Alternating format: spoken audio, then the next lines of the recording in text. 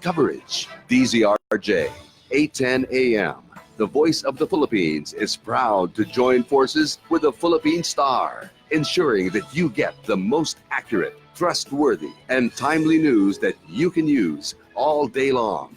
The Voice of the Philippines and the Philippine Star, teaming up to bring the news to you.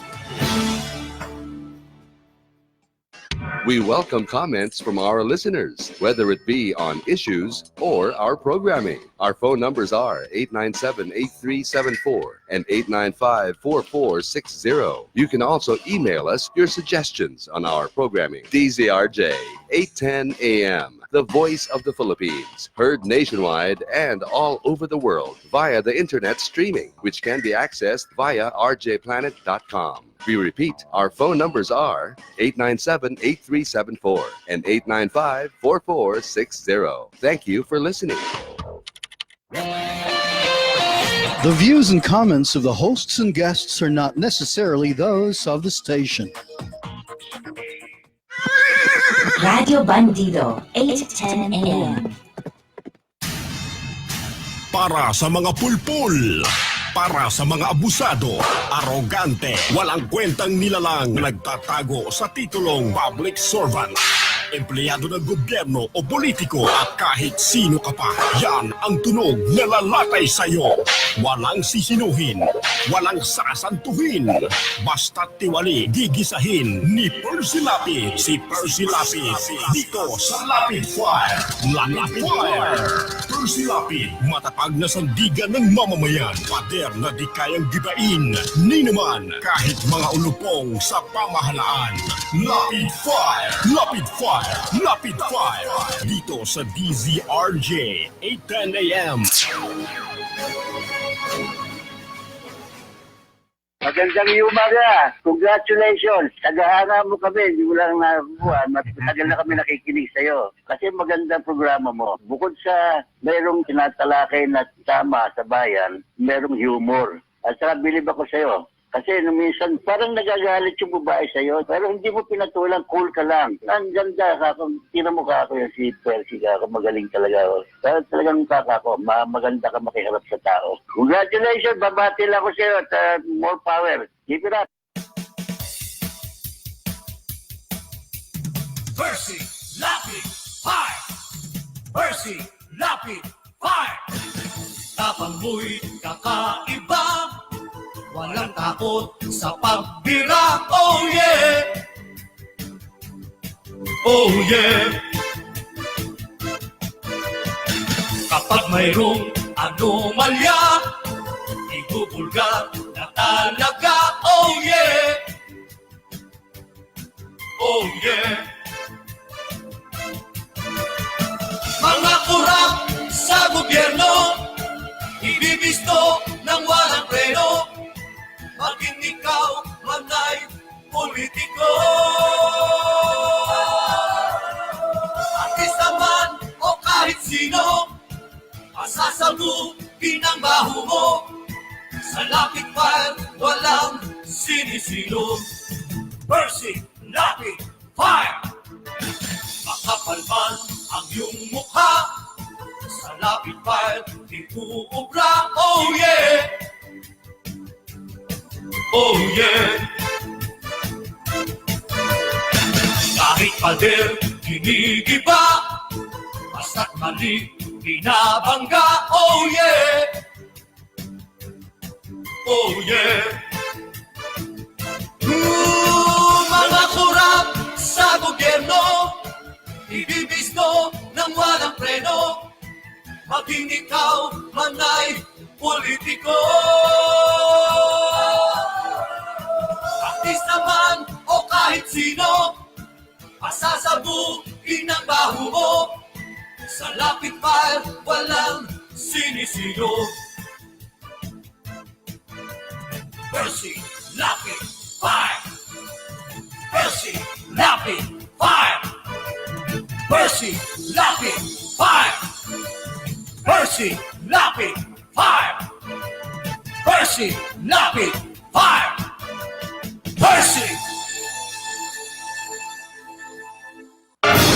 Balita, impormasyon at mga isyong may kinalaman sa bayan. Lahat isisiwalat ng walang takot, lilinawin, hihimay-himayin, matapang, ngunit malalim at makatotohanang komentaryo sa Lapid Fire, kasama si Percy Lapid.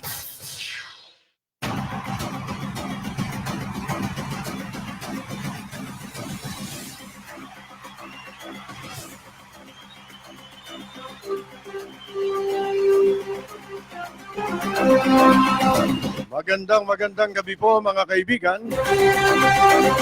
Ito pong muli si Percy Lapid para po sa palatuntunang Lapid Fire.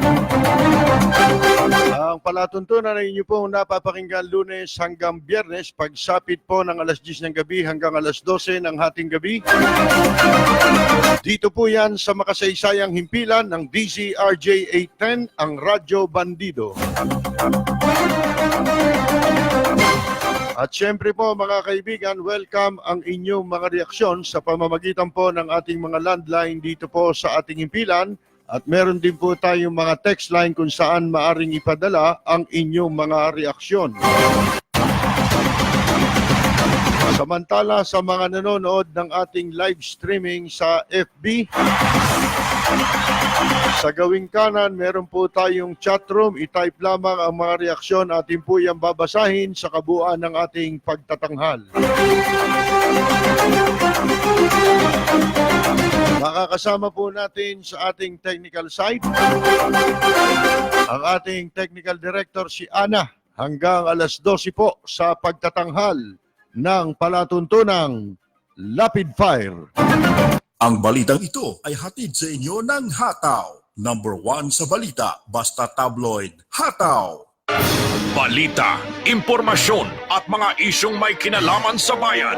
Lahat isisiwalat ng walang takot, lilinawin, hihimay-himayin, matapang, ngunit malalim at makatotohanang komentaryo sa Lapid Fire, kasama si Percy Lapid.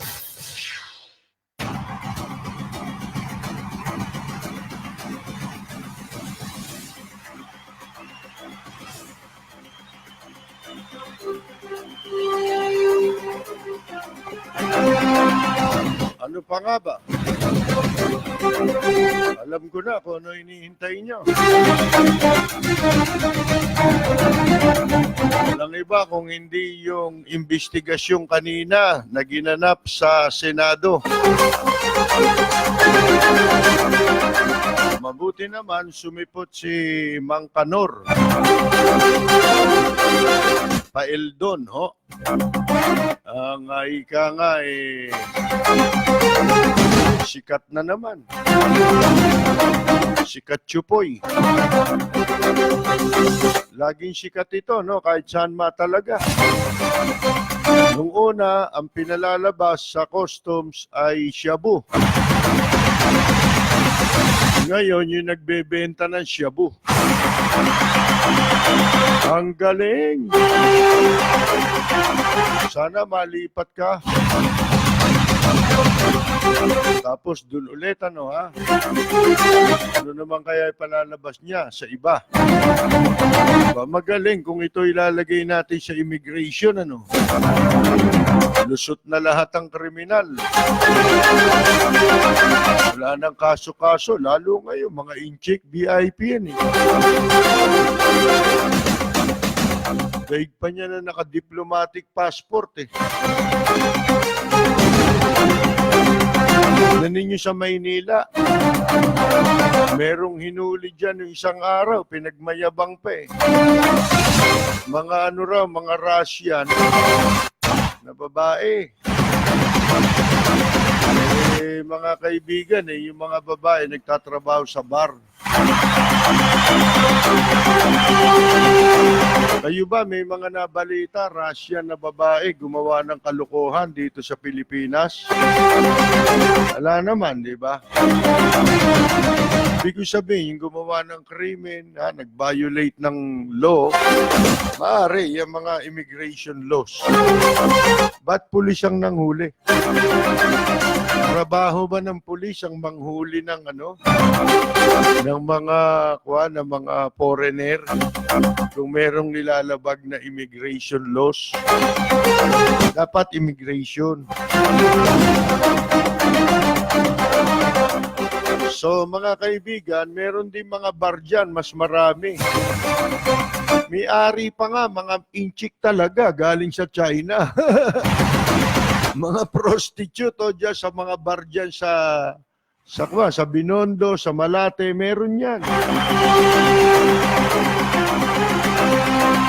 Ba't di ko malalaman, naisama ako dyan ni...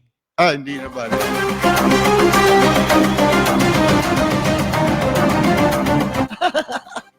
Natawa si Ana eh. Yan, diyan kayo magaling. Yung mga curfew. Yung mga bata, wala na kayo mahuling kriminal. Sana yung kriminal muna unahin yung hulihin. Walang problema yan. Curfew sa mga bata, di ba? Ang lupit ng multa eh. 2,000. Habang pabata ng pabata, palaki ng palaki multa. Saan mo pa kukunin ng pera yung mga yan? Gusto nyo lang magparami ng ikukulong? Para magkaroon ng accomplishment? Paano yung accomplishment sa kriminal? Di ba kayo naiinggit kay Pael doon? Nakakainggit siya kung ako walang hiya sa gobyerno. Ba, maiinggit ako kay Pael doon. Nagpapakawala na ng kriminal, nagkakapera pa sila. Hindi ba? Yan ang mga magagaling ba? Dapat siya binibigyan ng award dyan. Ng Rotary Club of the Philippines, Lions Club, Kiwanis, Plaridel Award, mga media, bigyan nyo ng award si Pael doon ba? Bihira yan. Hindi normal yan. Abnormal yan. Di ba pag hindi normal binibigyan ng award. Madalit sabi po, nakakainggit sa lahat si Pael doon, di ba? Ito, hindi nanguhuli ng kriminal ito. Kasi hindi niya trabaho yun eh. Sa trabaho niya, magpakawala ka ng kriminal. Magkakapera kayo. Natawa ako eh. Nagtatanungan sila ni Bato eh. Pareho sila nagpakawala.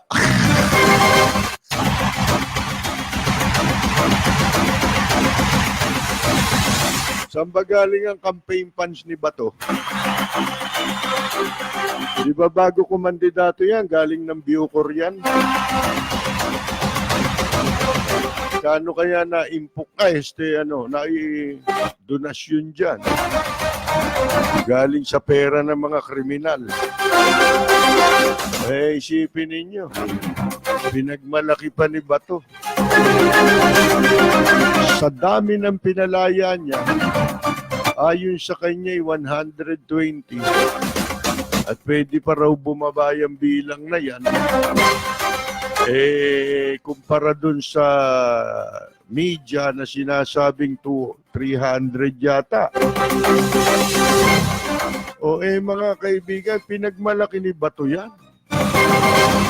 Isa lang anya ang pinalaya kong drug lord. Bigyan ng award dyan. Tawagin si Willie. Bigyan sila ng jacket. Ang gagaling nito. yung lugar na yun, para nilang sinabing, hangaan nyo kami. Di ba?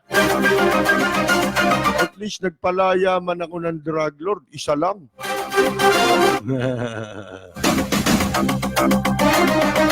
Mga kaibigan, ano pa meron, ha? Ang daming napag-usapan kanina. Ang ganda ng mga tanong nila Lacson, eh. Walang kawala, eh. Sabog ang ngalangala ni Paeldon. Tignan mo, si Bato hindi sinali. Bukas meron pa, eh. Itutuloy daw bukas ang investigasyon. Wala bang pinakamaganda niya kundi ipatawag ninyo yung pamilya ni Sanchez. Para magkaharap sila doon ni Paeldon, di ba? Malay nyo, baka doon sabihin, yung pera ho, pakibalik nyo.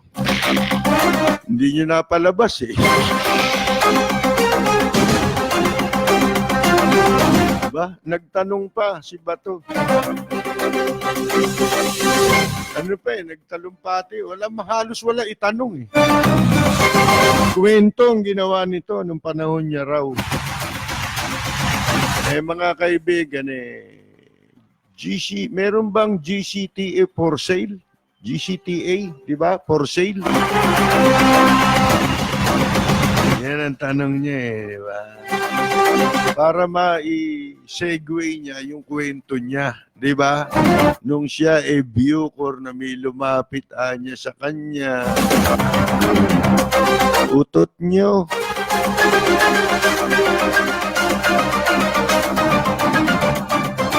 Yun namang isa. Sinali pa si Presidente Duterte sa talumpati niya, si Bongo.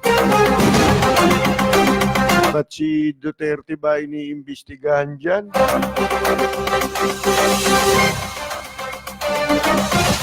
Ano ba talaga ito si Bongo? Ginaya pa ako ni Gordon, eh. Tinawag niya si Bongo, bagay, hindi ko tinatawag na gano'n yan. Tinawag pa ni Gordon na Bongga. Yun daw female version ng Bongo is Bongga. Kanino nyo narinig yun? Di ba dito? Yung joke ko na sino ba ang asawa ni Bongo? Kilala nyo ba si Bongo? Sumagot naman si Atong Ma. Nung nandito pa si Atong Ma, noon yan una, eh. Sabi ni Atong Ma, hindi. Sino ba yon? Si Bongga, asawa ni Bongo. Ginaya ni Gordo, nakikinig dito, no? Kunyari ka pa, nasa likod mo si Bing Branigin.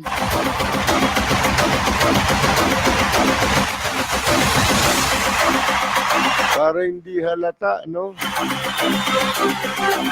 Pulot dito. Yung ibang programa dyan, namumulot dito. Malalaking istasyon, ha? Para lumabas sa kanila ng galing, ha? Ganyan talaga buhay. Uso inchik ngayon, kaya uso rin ang piracy. Saan ba sumikat ang inchik? Di ba sa piracy? Pirated. Kaya uso yan. Kaya wala tayong magagawa dyan. Lalo na protektado ang mga inchik sa Pilipinas ba? May magagawa ba kayo? Wala naman, eh. Hindi na kayo magalit. May stress pa tayo niyan, eh. Hindi naman, wala naman tayong gagawin. Hindi naman kayo makakagaya sa Hong Kong. Di ba? Eh, kung di nyo kayang gawin, huwag na. Di ba?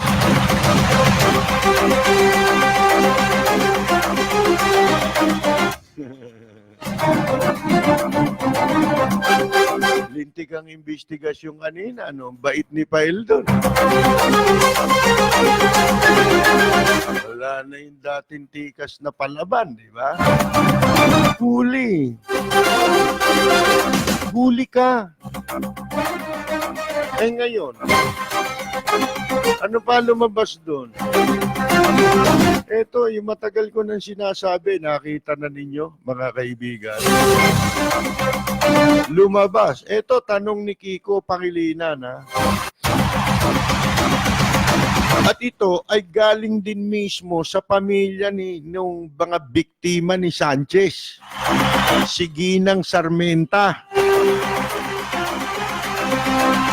Ano ang sabi? Hindi nga ho kami na-compensate eh. Ano? Di tinanong ni Kiko Pangilinan yun.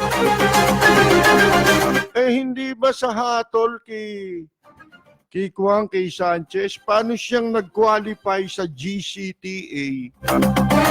Ang unang pinagbabasihan sa paggagawad ng reward points dun sa GCTA na yon para ika nga mabawasan ang iyong sentensya. Isa sa pinaka-importante dyan, bagay, lahat yan, di na importante ngayon. Pero kung ibabase mo dun sa kanilang manual, remorse. Remorse. Para ka maituring na good conduct, ha? Mga kaibigan, di ba? Paano nga naman kung hindi kami na-compensate, na yung compensation hindi naman ho nila hiningi, kung hindi, yung compensation na yun yung pong tinutukoy nila yung attached penalty. Yan yung sinasabi natin, kasama sa hatol kay Sanchez, yung pagbabayad ng danyos. Mga kaibigan, doon sa kanyang mga biktima na hindi po sinunod ni Sanchez. Ang hatol sa kanya, hindi lang kulong. May kasama ho yun. Accessory penalty yun. Kung tawagin.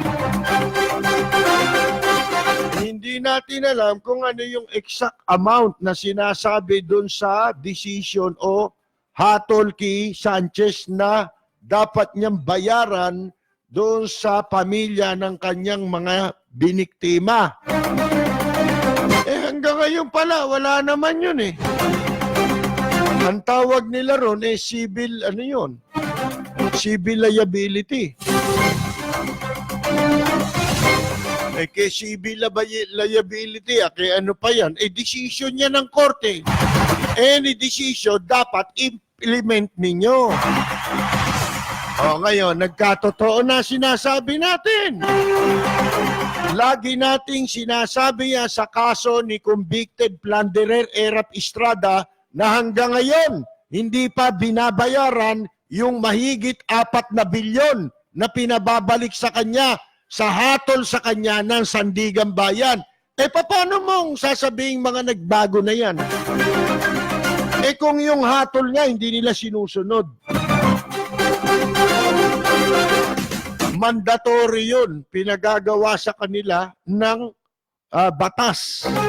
Decision, di batas. Di ba, malaking katarapuntos yun. Tama yung sinasabi na yun ni Kiko Pangilinan. Wala, yung mga administration senators, puro walang alam di ba? Pero pa ako narinig, gawin daw Alcatraz, si Subiri yata. Gumawa raw tayo ng kulungan, Alcatraz, para daw maiwasan na yung mga ganyan-ganyan. Yung similar to doon sa Alcatraz. Tulonggis pala ito, no?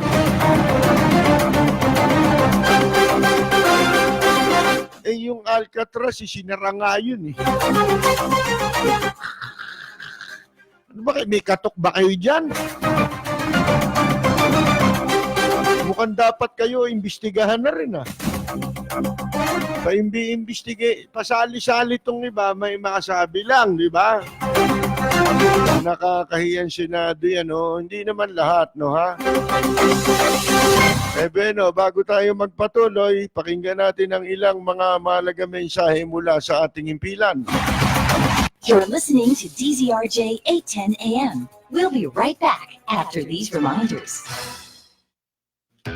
Looking for a place to party in a 5-star hotel? Party at RJ Bistro, the seat of rock and roll in the Philippines, conveniently located in Dusitani Hotel, Makati. RJ Bistro can make party planning a breeze. We have it all: bands, food, and drinks to fit your budget, TV monitors, friendly waiters, a dance floor, and a complete sound system set up. And on special nights, you can even be seen on TV. Party in small section or book the whole place. It's so simple. Just text Emmy at 0906-221-1524 or visit www.facebook.com/RJBistro.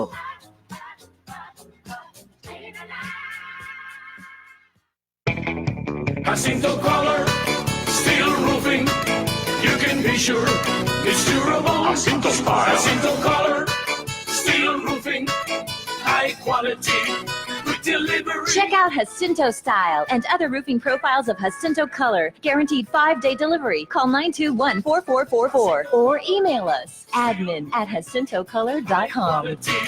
Quick delivery, Jacinto Style.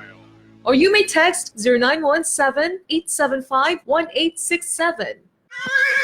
Radio Bandido 810 AM. Balita, impormasyon at mga isyong may kinalaman sa bayan. Lahat isisiwalat ng walang takot. Lilinawin, hihimay-himayin, matapang, ngunit malalim at makatotohanang komentaryo sa Lapid Fire. Lapid Fire. Kasama si Percy Lapid.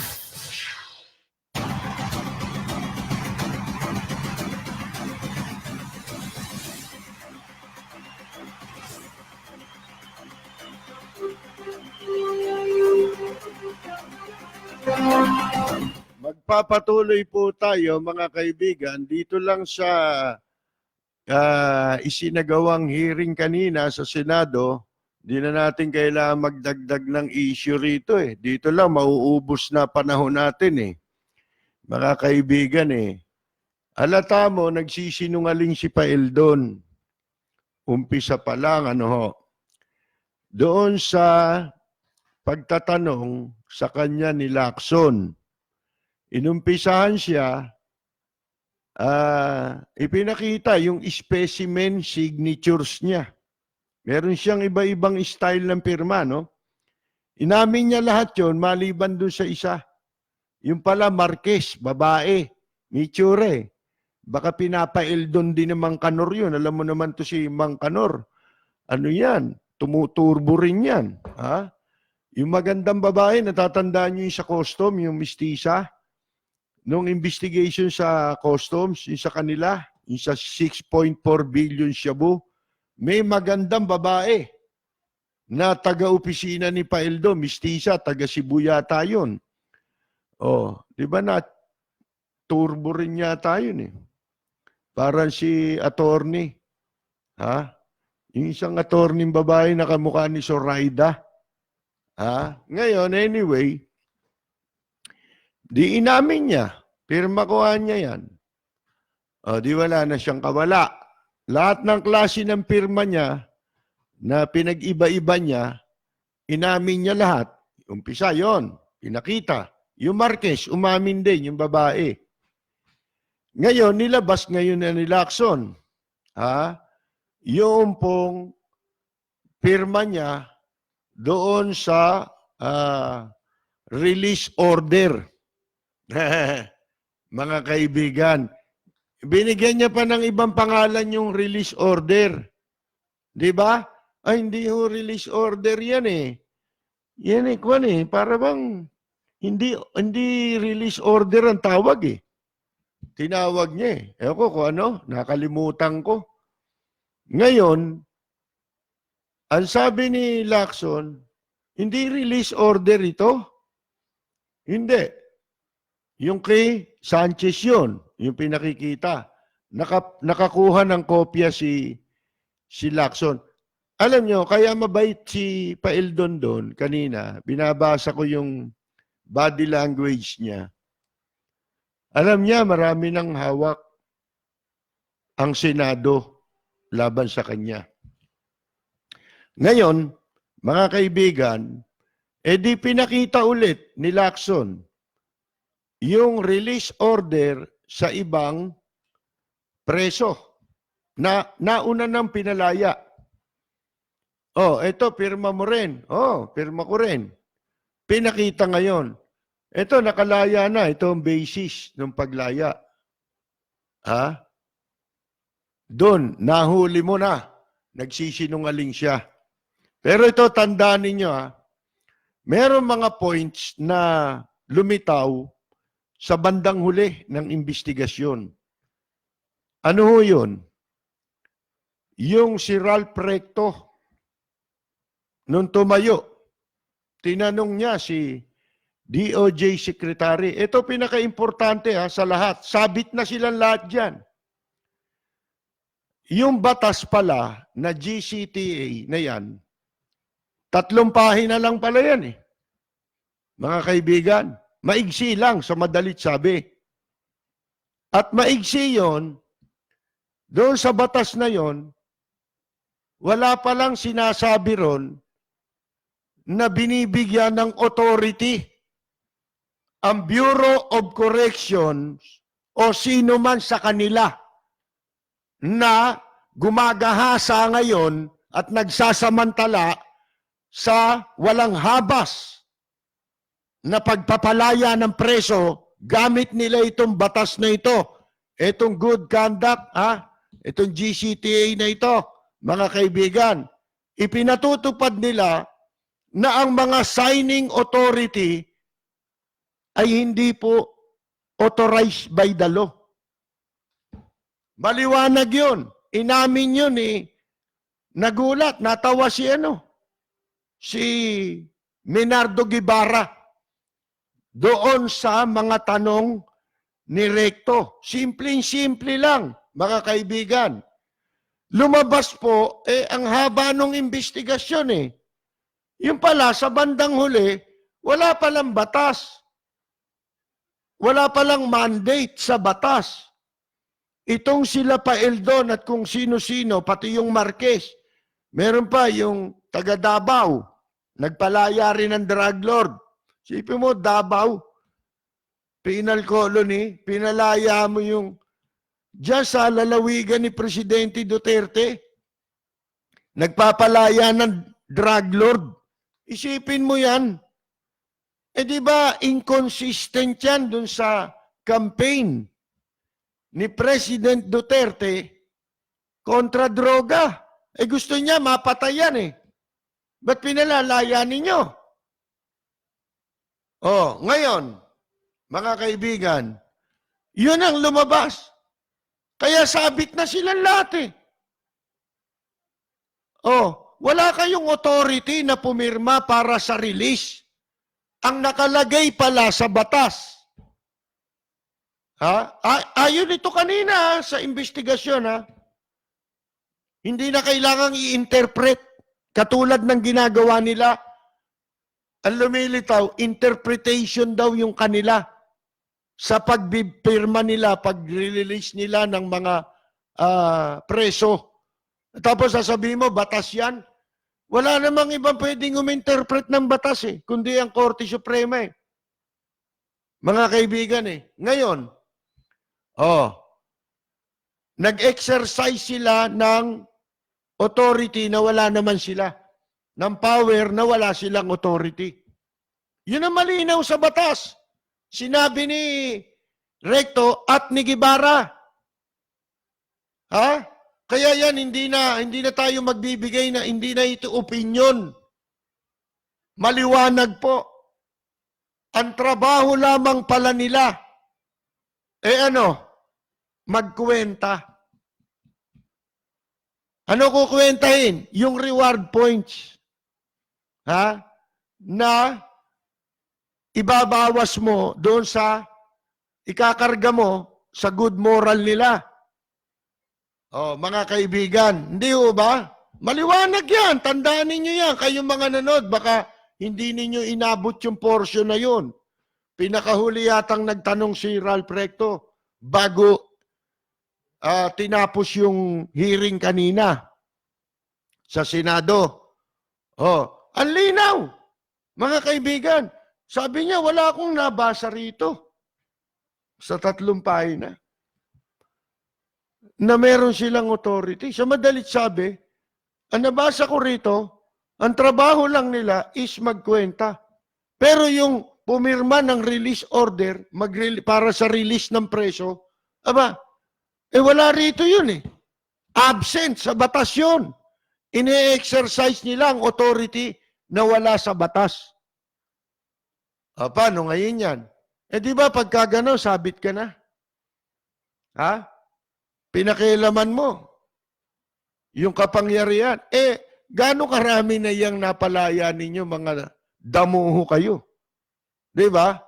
Since 2014. Ewan ko, may binabanggit pa kanina, hindi naging malinaw sa akin, yung ginawa nilang implementing rules and regulation, later part pa, mga 2017, ganyan, 2018, hanggang, ewan ko kung hanggang kailan, pero, ang katakataka doon, 2014 pa lang, sa mga datos na inilabas sa pahayagan, nagpapalaya na sila ng makatakot-takot na preso. Ang katunayan 20,000 na raw mahigit pala yan. Kasama yung 1,900 plus na mga yung kasama sa tinatawag na heinous crime. Ang kaso. Ang kaso nila, heinous crime, kamukha nung Chris Sanchez. Bagay, pag sinabi mong, hindi naman kasi como, ito pa, lumabas doon. Dapat mapansin ninyo. Yung sinabi nung nanay ni Eileen Sarmenta, tinanong siya, kung siya ay pabor sa death penalty. Ano sabi niya? Dati ho, pabor ako. Pero ngayon hindi na kasi mas gusto ko mas gusto ko nakikita ko na naghihirap sila ro sa loob. Nakakulong sila. Nahihirapan sila. Para pinagbabayaran nila yung kanilang kasalanan. Kesa yung papatayin mo yan. Sa pamamagitan ng lethal injection. Kasi nagkaroon tayo nun, di ba? Lethal injection, nasampulan siya, Isa sa nasampulan doon, si Echegaray. Na walang contact. Mga kaibigan, walang koneksyon. Si Echegaray. Nung bandang huli, lumilitaw, wala palang kasalanan to. Inipit lang ito. Kita ninyo, yun ang sama ng death penalty. Paano kung ma-death penalty ka? Wala nang hahabol sa iyo Kahit na wala kang kasalanan Di ba? Bakit nila gusto yun? Siguro marami silang gustong takban ng bibig para ma-death penalty nila para hindi na kumanta. Di ba? Tama tayo sa posisyon natin from the very start kapag ka ang issue death penalty. Simple lang Bakit to? Kasi, death penalty. May papatupad mo ba yun? Ito nga habang buhay na sintensya, hindi nyo maipatupad Yan na yung pinaka-capital punishment natin ngayon habang buhay Hindi nyo maipatupad. Katunayan, kay Sanchez, 9 na habang buhay ang kaso niyan. Ang hatol dyan, 9 na habang buhay. Time is 40 years mo yun. bawat isang life sentence katumbas 40 years. Ngayon, doon sa kwenta na sinasabi nila, lumabas daw sa kwenta nila, naka 40 years na si Sanchez dahil doon sa reward. Sira pala ulo nyo, siyam na life sentence yan. Di siyam na 40 taon ang hatol dyan. Paano siya makaka-qualify dun sa GCTA na yon, di ba? 40 years pa lang pala katumbas nun. Kailan siya nakulong? 2015, 2016? 2015, nakulong na yan Pero, 1995, nakulong na yan Na-affirm yata ng Korte Suprema with finality, yung kaso niya, 2009, ganon, mga kaibigan. So, mga kaibigan, kung nakulong siya, halimbawa, ibase mo na lang doon sa 2009. Ano tayo ngayon?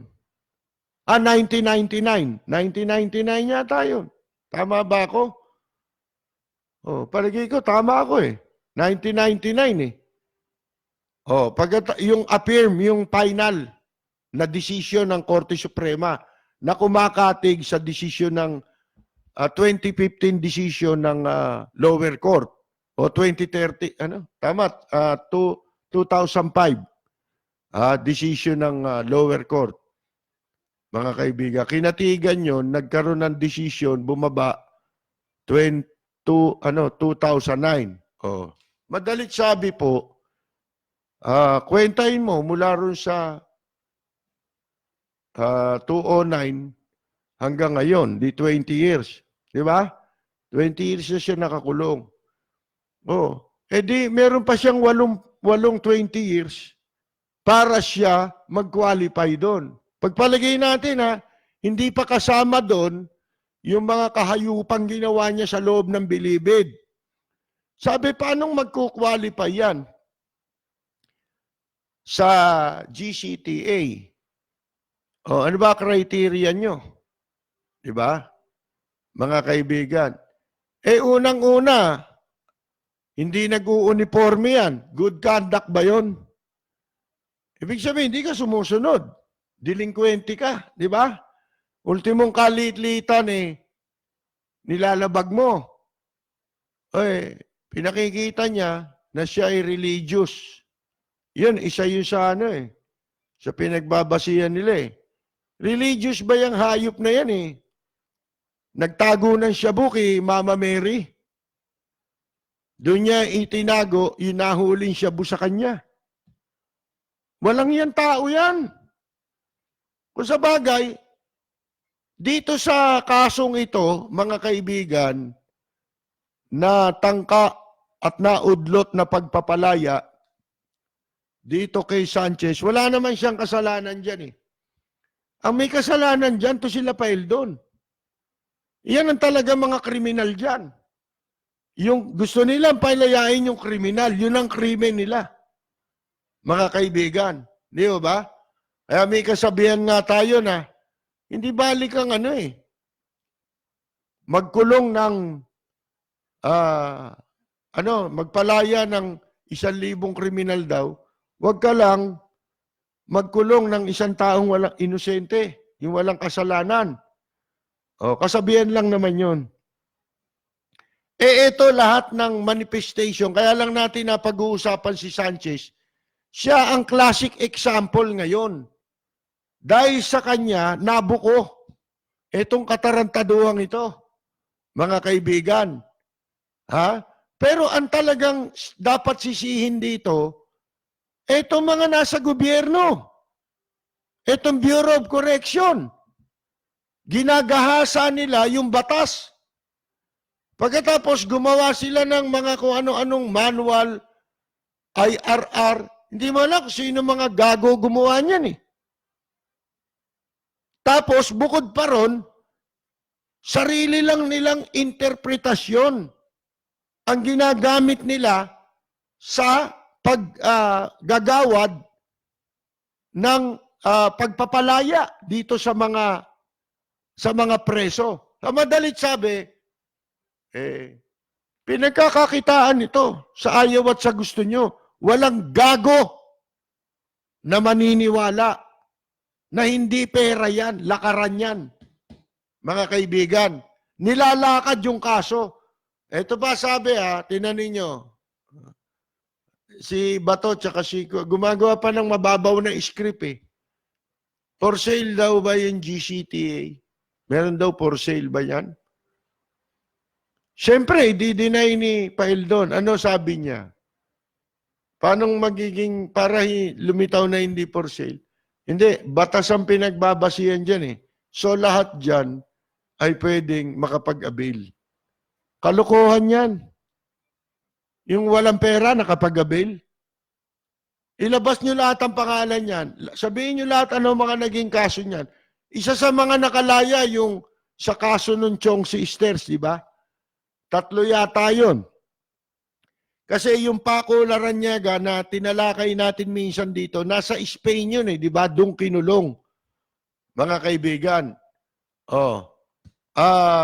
Eto nga yung mga 3 ito. Kasi sa istorya ng Chong Sisters na yan, yung Laranyaga lumilitaw Hindi niya kakilala itong mga kasamang nahatulan Kasama niyang natulan. Hindi niya kilala yan nung sila'y mahuli. Anyway, halimbawa na, ipalagay natin, yung ba mga yun walang pera?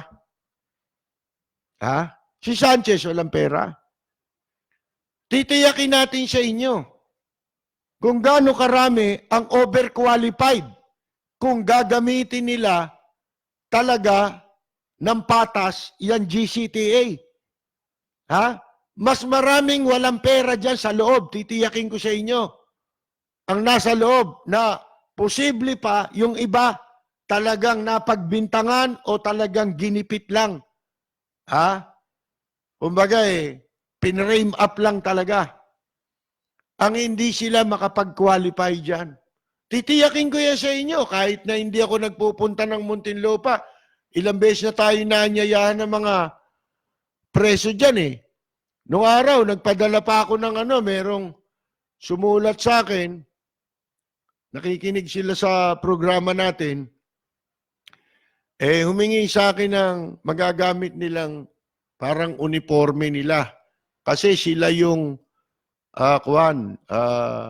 itinalaga na parang bombero, volunteer na fire brigade doon sa loob ng bilangguan. Mga preso rin sila.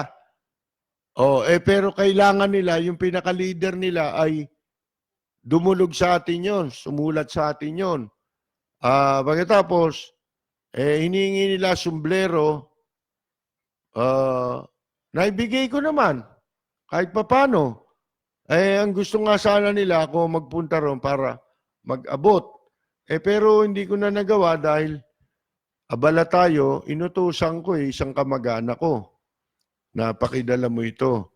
Dinala doon yung, di ko alam kung may iba pa may iba pa Meron pa nga kaming pinadala ron isang truck na nakahoy para sa project ng mga preso.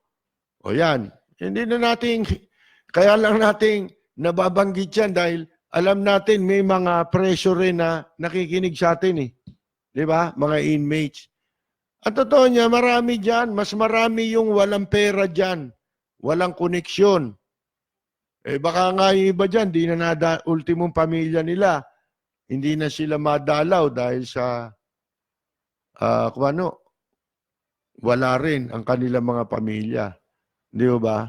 Mas marami yan. Nasisiguro natin. Pero ang malilinaw dyan na punto, yung sinasabi natin ngayon Anong klaseng mga batas tinan ninyo?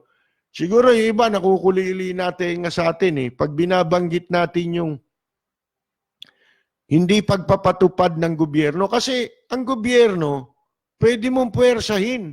Ikaw ang mag-i-enforce. Nandyan ang Solicitor General. Sino pa? Meron pa mga ibang agency ng gobyerno na pwedeng magpatupad. Halimbawa, sa kaso nitong si convicted plunderer Erap Estrada. Bakit hanggang ngayon hindi nagagawa ng gobyerno na ipatupad yung dinambong ni Erap Estrada na mahigit 4 na bilyon na yun ay kasama sa hatol sa kanya. Accessory penalty yun. Kasama yun, hatol din yun ng Sandigan Bayan. Palagi natin sinasabi, ba't ngayon, nagulat ngayon to si Kiki. Si Kiko, Pangilinan. Pasensya na kayo, ako'y minsan nagkakamali. Tao lang po.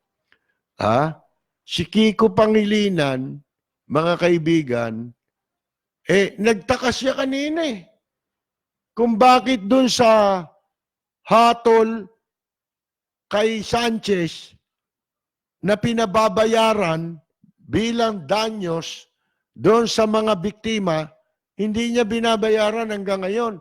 Paano nga naman nakapag-qualify yan sa good conduct na sinasabing yan? Ito, tingin ko dyan, para mo na nakinikinita, ganito yan. Nangyayaring kalakalan. Halimbawa, ikaw si Paildon o si Bato, na nakaupo ka sa correction. Boss, ang daming lumalakad. Boss, ito. May magre-recommenda, di ba? Ito, good moral na to good conduct ito pwede na nating i-release ito. Ganun ba? Good conduct ba yan? May pera ba yan? Wala ho hindi na. Sa 1 taon na yan. Sa 1 taon na rin siya good conduct.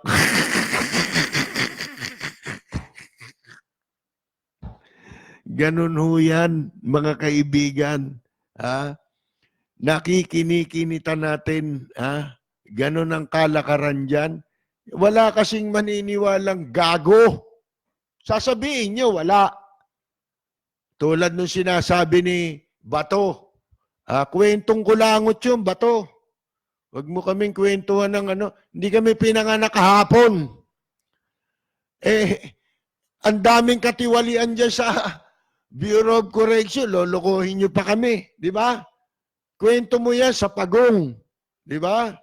Sa amin, huwag ka magkwento. Sa Senado, huwag ka magkwento ganyan. Pagtatawanan ka. Lihim kang pinagtatawanan ngayon. Sinasabi ko na para alam mo. Para paglabas mo ng bahay at may nakasalubong ka, nakatawa, yun na yun, pinagtatawanan ka. Para hindi ka naman kahiya-hiya. Ngayon, niloloko nila sarili nila. Wala raw bayad dyan. Mga kaibigan. Ano tawag mo rin sa mga pinalaya? Yung pala mga co-accused naman itong si Sanchez, patay na raw. Yung 3. Sila Corcolom Brothers, namatay na raw yun. Ba't hindi nabalita yun? Di ba? Sino po matay? Paano namatay yun? Di ba kanina, tinanong din ni Tito Soto yung pinatay? Yung Tyra ba yun? Yung Bucor official na pinatay pagkatapos na sumambulat ito na ang usap-usapan dito sa labas, yun ang pinag-iinalaan kung bakit nalaman ng media itong katarantaduhan, mga kaibigan, na pagpapalaya sa mga presyo, wala tayong kamalay-malay pareho dahil yung batas lihim. Gusto pa nilang palitawin, ganito ginawa ng previous na ipasa sa previous administration. Kung puro tayo ganon, paano yung panahon nila, nila Quezon? Nila Manuel Quezon. Halimbawa. Pagka hindi pumabor yung batas, sa kasalukuyan, sasabihin mo ba, sisisi mo doon kay Quezon? Ganun ba yun? Hindi ba kaya kayo nandyan para itama nyo yung mali? Alam nyo kung talagang matinong tao yan si Paildon? Nakita niya, mali. Si Bato, hindi matino to. Ako naniniwala, hindi matino ito. Kasi hindi niya ginawa. Dito kay Paildon, siya ngayon ang iniimbestigahan. Kung ikaw matino ka talagang tao, ano ginawa mo? Nakita mo yung defect ng... Hindi, ginahasa mo Di ba? Pinagsamantalahan mo yung batas Alam mong depektibo yan from the very start. Hindi ka tanga. Oh, ano ginawa mo? Inabuso mo, sinamantala mo. Ilan ang pinalaya mo? Ang dami. Mga drug lord. Kung hindi binulgar ni Lacson yan, yung 4 yata yun nakakulong dun sa immigration na pinalaya nila for deportation. Di ba napag-usapan na natin yan? Paano mong sasailalim sa deportation na procedure yung mga yan? Convicted yan. Kailangan tapusin nila. Isipin mo, nakapag-avail ng GCTA, pagkatapos ipapadeport, mga kaibigan, para maipadeport. Anong katarantaduhan yan? Yan pa lang eh. Kitang-kita na eh. Oh, ngayon, yung sinasabi naman nating hindi pagbabayad, tingnan nyo, kay ERAP hindi ina-apply. Pero itong mga punyetang ito, hanggang ngayon, yung si Marcos, hinahabol ill-gotten wealth daw. Ha? Bakit yun? Maraming nakuha gobyerno ron. Hindi ba? Wala pang hatol yung mga kay Marcos, yung PCGG, tinayo. Gano'ng karami yung hinabol ng PCGG? Bakit yung PCGG hindi kinumpiska yung ninakaw ni ERAP? Kasi sasabihin, hindi, para lang yan doon sa... Isip mo, nagpapasweldo tayo ng PCGG, mga kaibigan, sa loob ng mahabang panahon, hahabulin lang kayamanan ni Marcos. Ha? Ang masama lang na korap si Marcos, halimbawa, di ba? Ito, yung ibang korap hindi masama. Ganun ba yon? Oh, mga kaibigan, isipin ninyo ha. Yung mga nabulgar kanina, sapat na yun eh. Sabi ni Paeldon hindi raw siya magre-resign. Sino ang tinakot mo? Ha? Ano sabi niya? Hindi ako niya magre-resign Bahala na ang appointing power, appointing authority. Sino tinutukoy niya? Si Presidente Duterte? Alam niyo ba kung ano katumbas nung sinasabi niyang hindi na siya magre-resign at bahala ang appointing authority?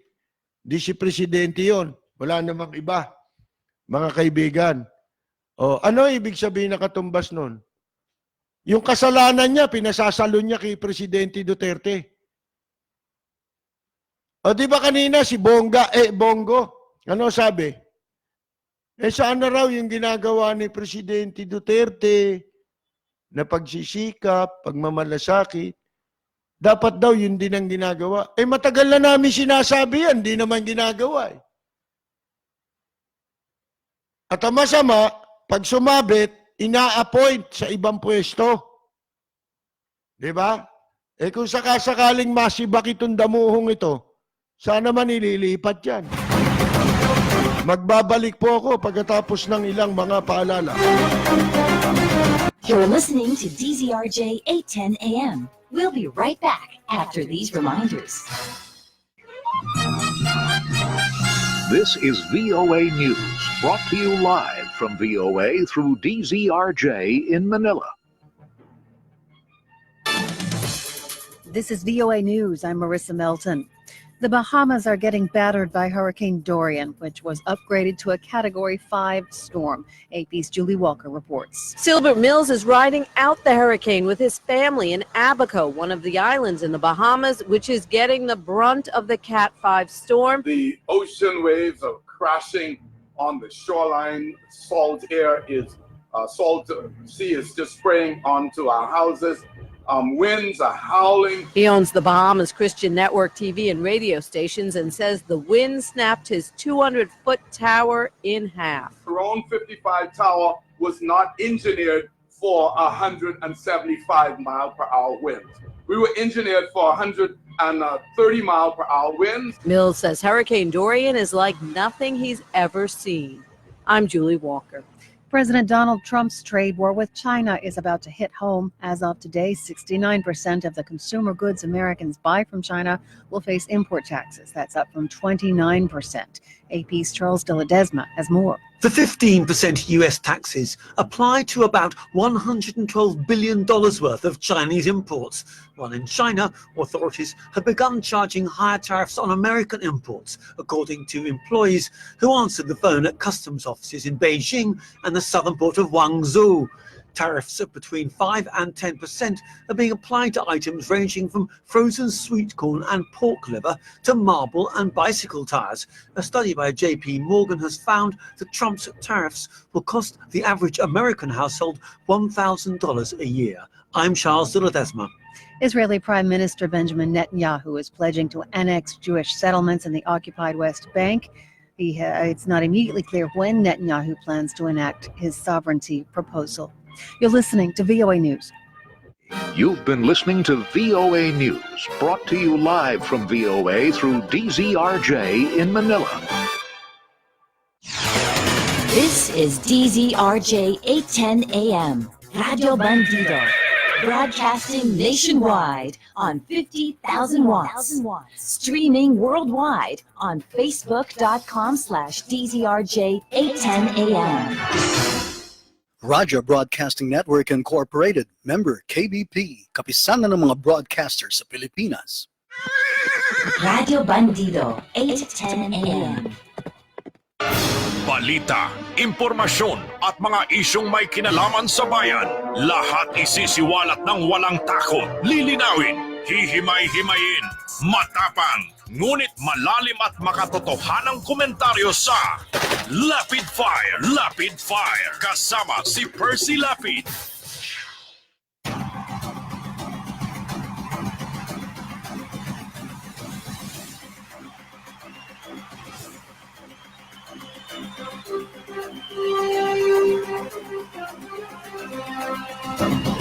Magpapatuloy po tayo.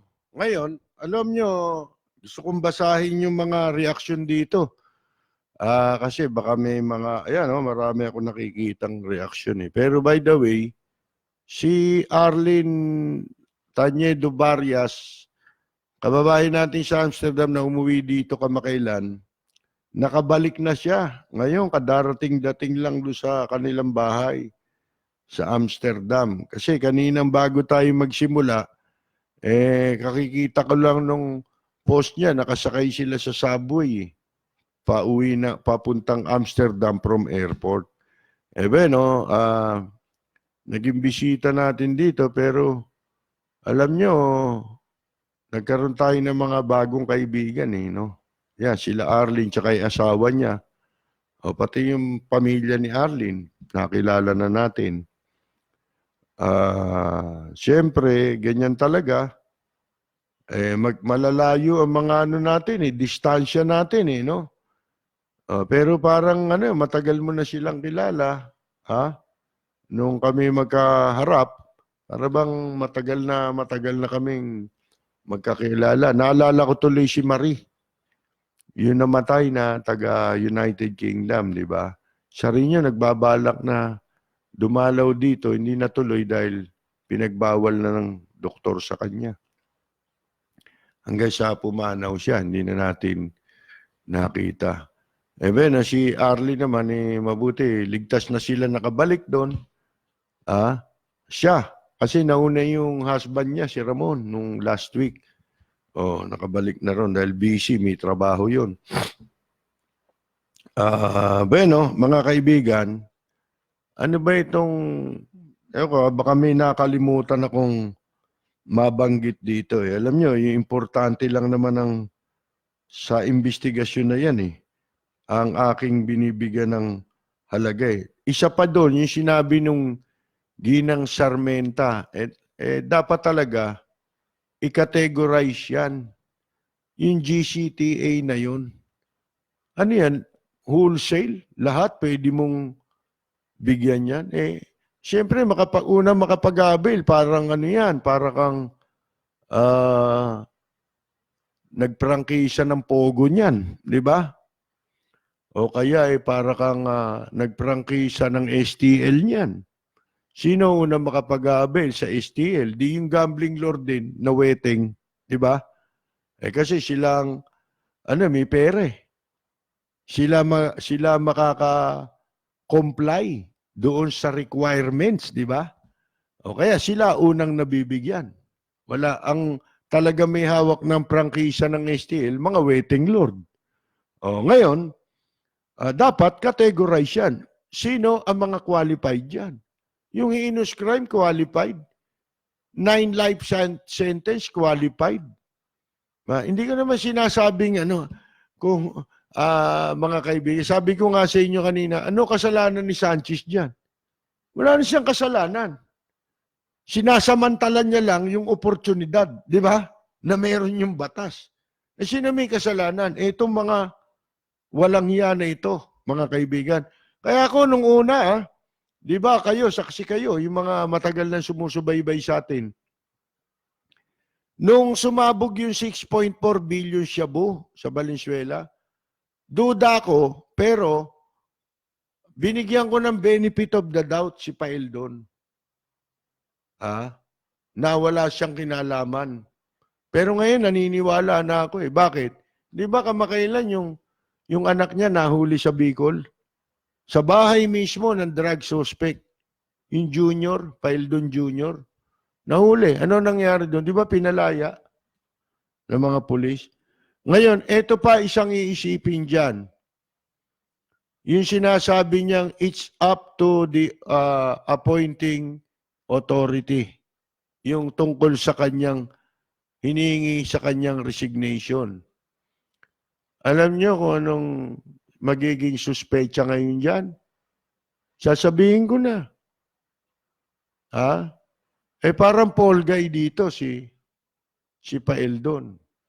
Alam niyo kung bakit?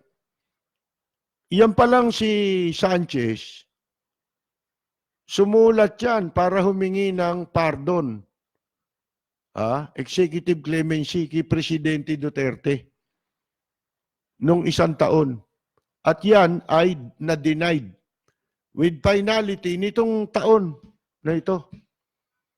Early this year, mga kaibigan. Denied. Ano ibig natin sabihin? Masisisi niyo ba tao kung dyan sa sinabi na yan ni Paeldon eh? Baka sinabi, yan, bahala kayo dyan, idaan nyo na lang sa ibang paraan. GCTA. Ginagahasa yung GCTA sa pagpapalaya ng mga kriminal, mga kaibigan. Dahil alam ni Presidente Duterte, mainit. Ibig mo ba sabihin, kaya mo pinirmahan yan, utos ni Presidente Duterte sa'yo? Ano ka, Paul Guy? Doon sa Shabu, Paul Guy ka rin ba ron? 6.4 billion. Eto, may caller yata tayo, galing kay Marie. Magandang gabi po. Magandang gabi po. Sino po ito? Si Marie po. Sino ho? Marie. Marie ano po? Santos po. Santos? Opo. Taga saan po kayo? Taga Tondo po. Saan po? Tondo po. Tondo, ano po may paglilingkod natin? Dapat po, ikulong na si Paeldon. Ikulong yan. Wala lang imbestiga. Sayang lang yung pera ng bayan. Sino magkukulong dyan? Wala namang kaso pa. Wala pa. Sa dami na napakawalan eh. Oo Yun ang problema natin ngayon. Balak daw meron daw binabalak ngayon kung paano mapapabalik sa kulungan yung mga nakawala na yan. Ewan ko kung paano lang gagawin niya. Paano kung may mga pera nga yan, hindi nakalabas na ng bansa yan. Bakit pa ako babalik dyan? Di ba? Opo. Yun Hindi pwedeng ikulong ang isang tao na wala namang hatol pa o kaya wala naman siyang kaso. Nagsisinungaling sa amin sa Senado ano yun?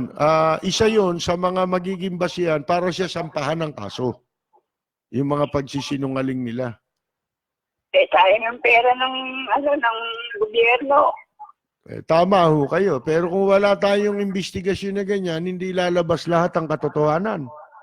At least man lang, yung alam ng taong bayan ng katotohanan, dahil alam naman natin, malakas ang kapit ni Paildon.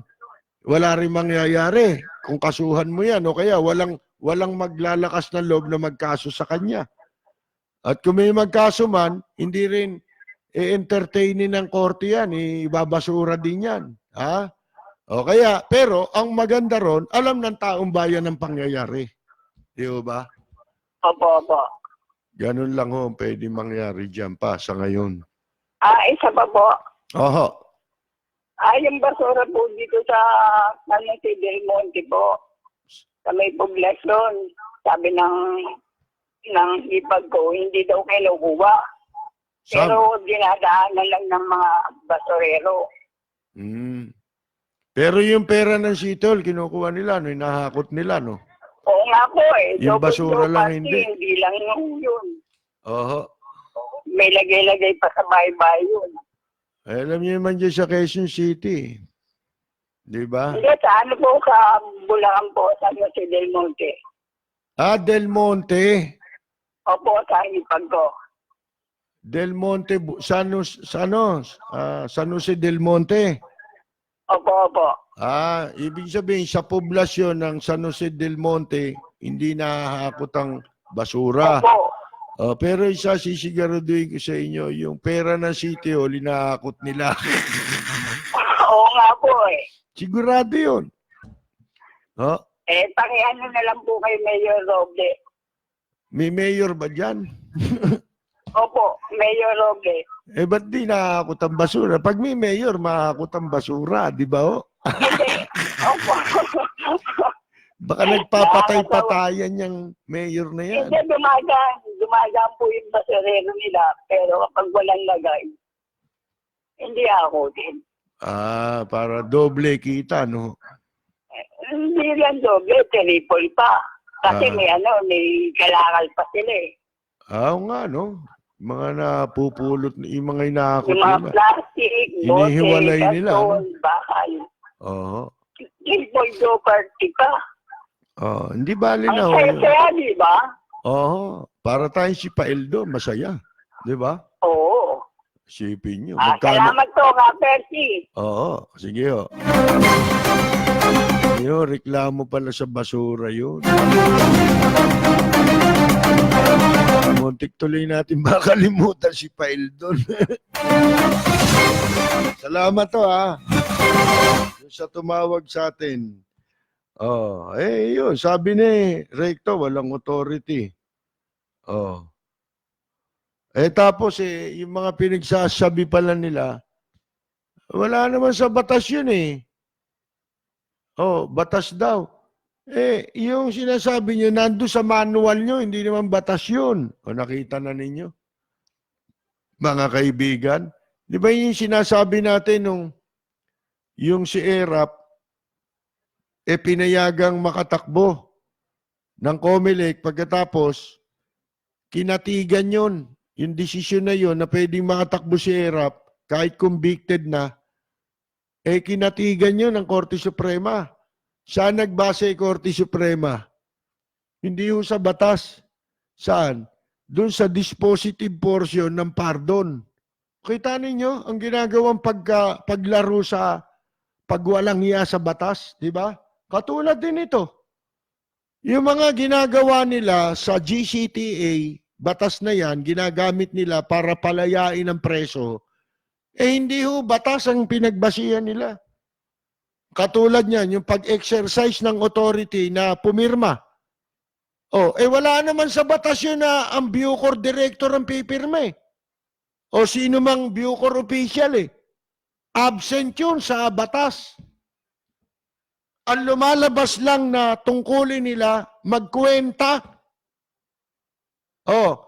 Siguro, kung ano yung proseso na ginagawa sa pag-recommend nila sa pardon, mga kaibigan, parang ganun lang. Hindi ba? Dapat idadaan mo sa pardon and parole. Sa ilalim pa rin yan ng Department of Justice. May sarili ring opisina yun. Oh.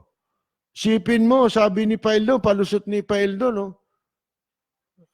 Nung tinatanong na siya, hindi mo alam na si Sanchez ganyan ang kaso pagkatapos may mga katarantaduhang ginawa yan. Ang sabi ba naman niya, siya raw, sabi niya, I rely on experts daw dun sa mga Bucor na dinatnan niya ron. Isipin mo, anong kwenta kang tao? Ha? Balak pa isi sa nagdaang administrasyon. Kung talagang mali, kaya nga kayo nandyan para i-correct ang mali. Yan yung sinasabi natin. Paano titinu itong bansang ito kung yung katarantaduhan ipinagpapatuloy ninyo? Di ba? Babanat kayo ng babanat doon sa mga dating administrasyon. Magnanakawaan niya. Ba't pinagpatuloy niyo yung pagnanakaw? Hindi ba dapat tigil ang pagnanakaw? Tigil ang krimen? Ba't nagpatuloy? Mas masahol pa ngayon. Isipin ninyo sa panahon ninyo, ilan ang nakalaya na preso?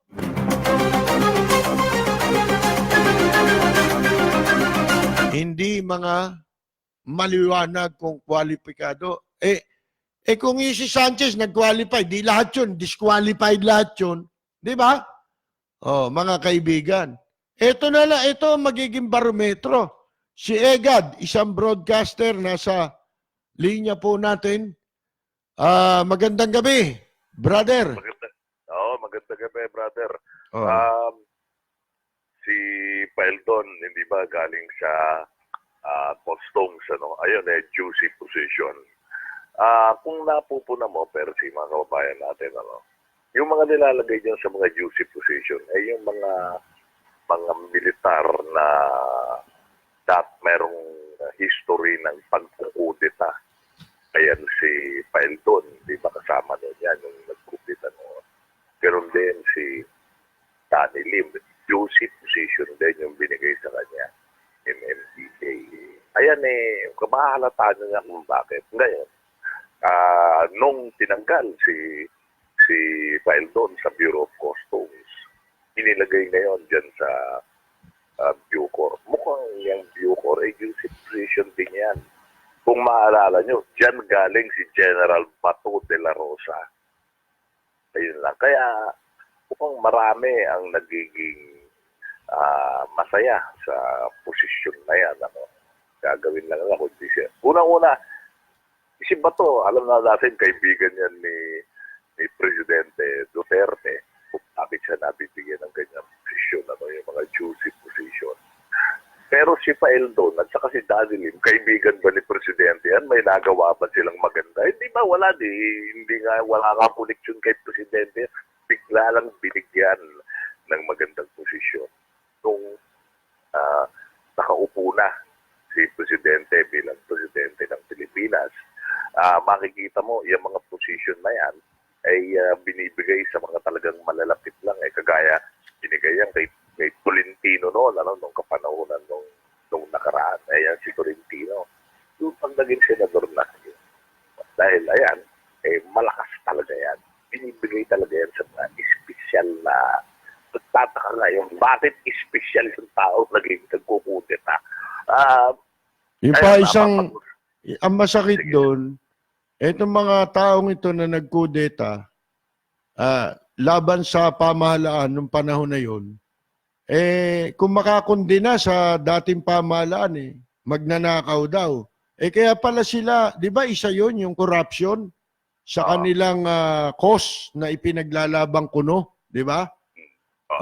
Sipin mo, dami nilang taong napaniwala, kasama tayo dahil humahanga tayo sa mga ganun ng idealismo, di ba? Akala natin, idealist sila. Yung mga yan kasi, sinusunod yan ng yung mga batang kwan. Magnanakaw pala, hindi lang pala sa PMA. Ano pala ito, patitiwala pala ng tao, ninanakaw nito Di ba? Oo, ganun din yung mga bata na graduate sa PMA. Mga kwan yan mga rangko, mga kapitan, mga major. ay ang mga yan, mga idealistic yan, mapagmahal sa bayan yan, mga honorableng tao yan. At they look up to their seniors. Yan yung mga koronel. Iniisip nila, itong mga to, ang mga matitindong tao to, pagka lumaban sa gobyerno, may pinaglaban, galit sa korupsyon, ay sumusunod sila. Pero ngayong nalagay sila sa juicy position, siyempre, nasira na yung pagbilib sa kanila ng mga kabataan. Hindi, kaya ibig sabihin, kaya sila galit sa magnanakaw, kasi hindi sila kasali. Oo. Yun ang totoo, di ba? Hindi sila kasali noon. Pagkasali pala sila, hindi magnanakaw ang gobyerno. Hindi na, oo. Di ba? Kaya ngayon, hindi na rin sila pakikinggan ngayon ng kuwan. Mawawala na rin yung influence. Kaya siguro kaya sila nilagay dyan para mawala yung influence nila dun sa mga idealista na mga PMA graduates. Tsaka ang masama, ito yung mga taong naniwala sa kanila, yung mga enlisted men na isinama nila, kinaladkad nila sa katarantaduhan, na perwisyo mga pamilya. Nung si Danny Lim nakaupo sa custom, di ba nasibak din niyang corruption din sa panahon ni Pinoy? Corruption ang dahilan kung ba't sinibak si Danny Lim sa customs. Tapos nalagay ngayon si MMDA. Hindi ba? Ano reklamo na narinig natin sa mga opisyal na, yung mga sundalo na naperwisyo, na wala na sa serbisyo dahil sumama sa kanila, sa Magdalo. At nabulyaso sila dun sa kanilang kudeta. Naparusahan ng batas. Nawala sa serbisyo ang mga pamilya, gutom. Nagpupunta sila kay Danny Lim, pero hindi sila isinali. Pagkatapos nabalitaan na lang Nuknukan pala ng korap yung mga taong inilagay ni Danny Lim sa customs, lalo na yung general. Kalimutan. Ordonez yata apelyido nun. Pinag-uusapan natin, Percy, yung mga masasayang mga tao. Palagay ko, marami ring mga nagiging masasaya ngayon dahil dyan sa build na yan. Yung mga, alam mo na, yung may control yan, yung mga nagpapalakad na yan. Magiging masaya talaga. Isipin mo, hindi, pero ito, iba itong sa Bucor kasi mga mayroong mga atraso sa batas ito, may mga atraso yung tao ito sa lipunan. Bakit ganyan, hindi ba? Pero, mapag-usapan ko lang tungkol. Noon iniisip ko, paano magbibiyahe ng 5 minutes from itong Cubao to Makati? Ayun pala, gagawa sila ng tollway na yan, parang skyway. Isipin mo ang magbabayad niyan yung mga taong gagamit sa baba, katulad ng skyway ni Fidel Ramos, di ba? Sa SLEX. Ang nangyari, gumawa siya ng bahay, ng skyway, mula ron sa Makati, kung saan siya nag-uopisina, patungo dun sa bahay niya, dun sa Parañaque, sa Alabang. Sino nagbabayad ngayon? Mga taong dumadaan dun sa baba, itinaas yung toll fee nila para mabayaran. Lahat ng administration na inabutan yung gawaan ng Skyway, kasi ginagamit nilang accomplishment siya. Wala kayong accomplishment dyan. Kwan yan Private yan Japan yan May bayad dyan Hindi naman kami dadaan dyan ng libre. Bakit ipauutang na loob nyo sa amin ng paggawa niyan? Kagaya ng North Diversion Road. Ang North Diversion Road, bigay ng Japan yan Ayan ang laki yung war reparations yan Ang dapat nga dyan, magko-cover yan sa buong Pilipinas. Ayan ang Pan-Philippine Highway Pero ang nangyari, mula lamang doon sa Balintawak hanggang Dao nung una. Ngayon, dahan-dahan pinapahaba. Pero yung pinonduhan yan ng JICA. Ngayon, kung pag-uusapan natin, wala na tayong magagawa, naubos bigla yung pera na binigay ng JICA para gawin yung Pan-Philippine Highway. Pinapalabas nila, kasi accomplishment daw nila, siya daw nag-umpisa. Japan ang nagbigay niyan. Regalo sa atin yan. Dahil nga, doon sa sinira tayo ng Japan noong World War II. Hindi. Pero para bang ang ibinigay sa atin, 100 piso ang ginastos para gawin niya, 5 piso lang hanggang dao lang. Oo. Anyway,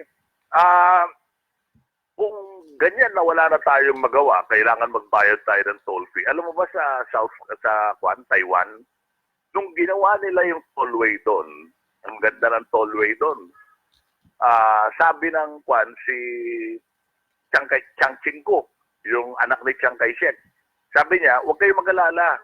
Ang toll fee dito, good for 5 years lang. After 5 years, inyo na yan. Magiging freeway na yan, hindi na tollway.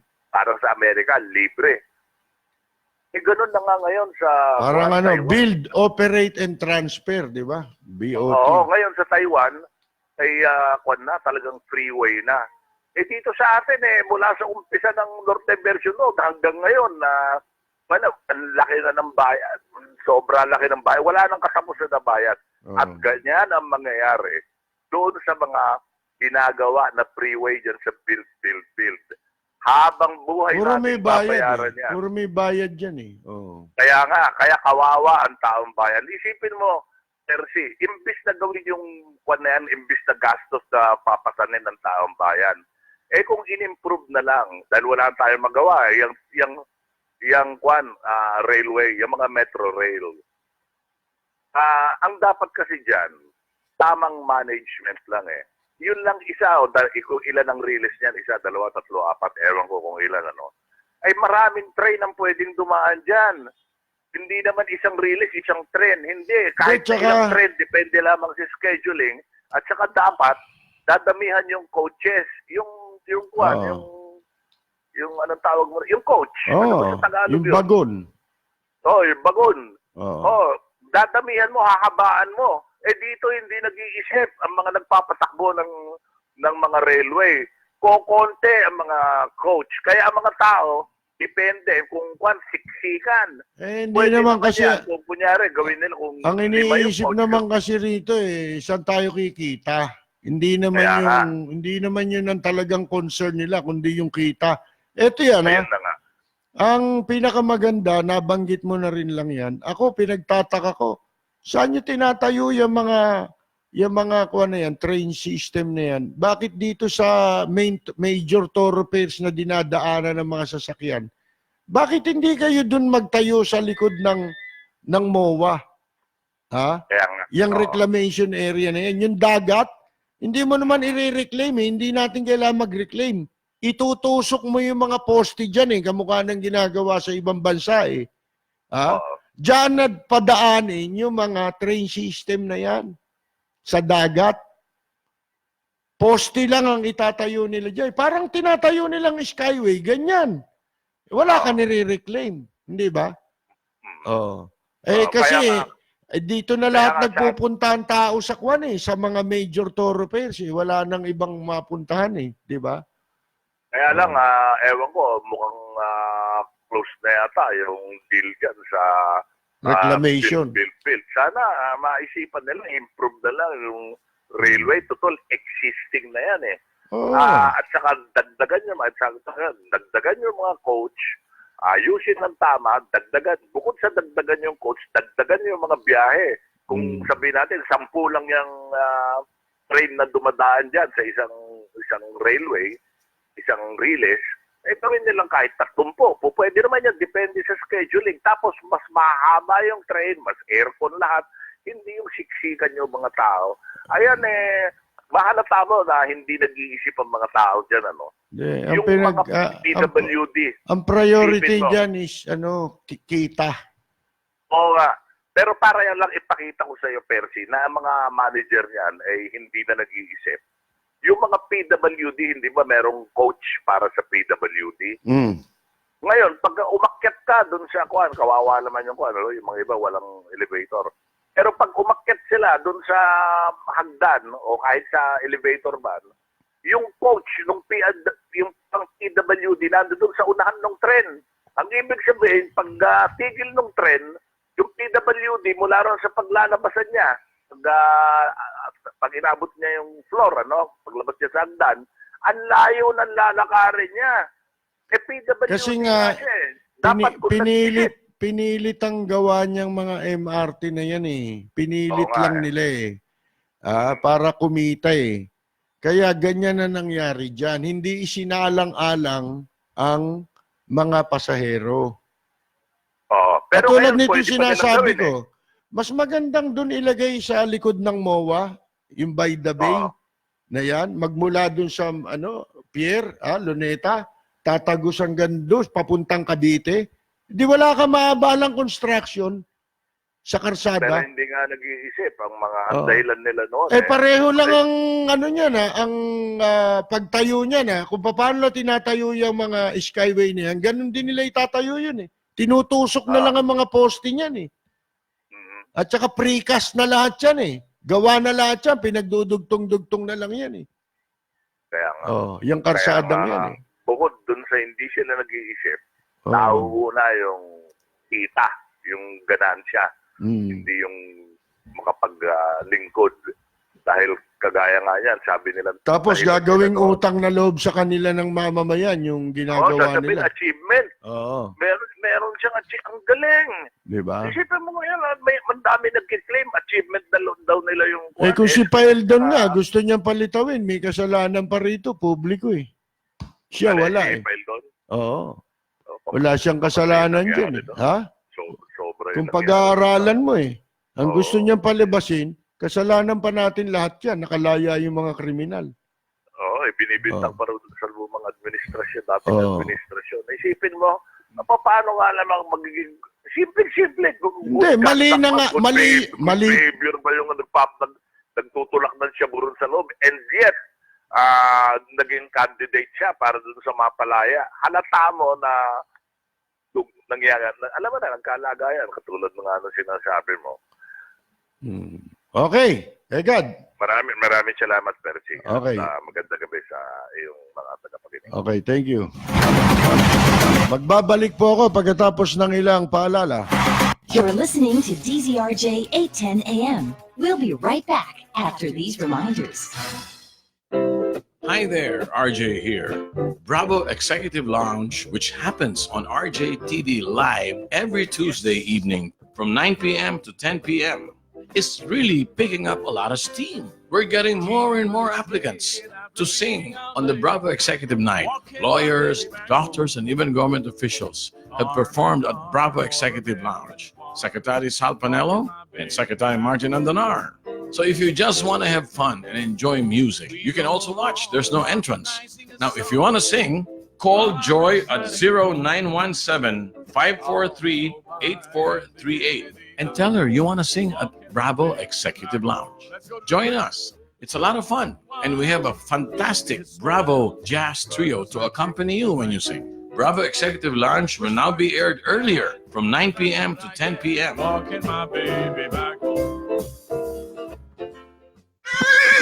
Radio Bandido, 810 AM. Balita, impormasyon at mga isyong may kinalaman sa bayan. Lahat isisiwalat ng walang takot. Lilinawin, hihimay-himayin, matapang, ngunit malalim at makatotohanang komentaryo sa Lapid Fire, kasama si Percy Lapid.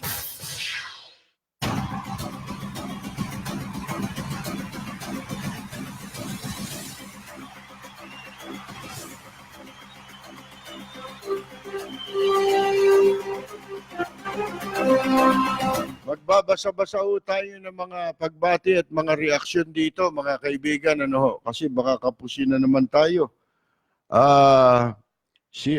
Binabati natin si Arlene na kadarating lang nakikinig na agad sa atin doon sa Amsterdam. Kababalik lang niya. Mga katropa natin si Rosemary Victoria Court, Victoria, nanonood sa atin. Si Kamaita Basilio, mamaya babasahin ko yung reaksyon ni Kamaita. Si Reytes Costa, si katropang Carmela Torres Balcos, siyempre si Susana de los Santos, mga katropa natin niya, si Kaenyang Mina, at si Ani Flormata Saludes. Binabati natin si Ledge Chulbo, isang musician. Si Raul Villanada, sabi niya, Bon Voyage daw. Nakaalis na, nandun na nga sa Amsterdam eh. Si Nestor Estrella, isang musician naka-base po sa Taiwan. Si Carmela Torres Balcos, nakatropa natin, ay binabati po natin, mga kaibigan, si Carolina Luge. Si King Romero. Yan. Si Elmer Ecleo. Si Bing Ruiz. Si Mauro Miranda Jr. Si Noel Parungaw. Si Boyet Arcilla. Malu Cristobal. Ba si Malu? Nanonood. Esther Ordame. Si Ariel D. Kabawatan ng Singapore. Si Alonzo Geraldine. Si Leofin Tanaleon. Si Matt. Ano kaya Matt yun? Si katropang Jorge Beichong sa Japan, nanonood po sa atin. Si John Panopio ng Australia, sabi niya, gawa Alcatraz sa Pilipinas, kapalit para maibenta prime lot ng New Bilibid. Isa pa rin yung question. Dapat i-preserve na lang yung Muntinlupa. Ba tayo nagbebenta ng property? Kaya at daming naaatat dyan eh. Ilipat yung Muntinlupa eh. Sa akin lang, sabi ni Abigail, lumalabas na isiningit lang ni Paeldon si Sanchez sa mga palalabasin. Kaso nabulilyaso. Yun ang ano niya. Tingin niya, no? Simon Santiago Rael ng Caloocan. Nag-birthday ka makailan nito. Happy birthday, belated. Si Manny Espano. Si Paeldon ay dapat mag-resign. Wala siyang silbi sa bayan. Yung may misdemeanor cases ay lampas sa sentensya, ay nakakulong pa.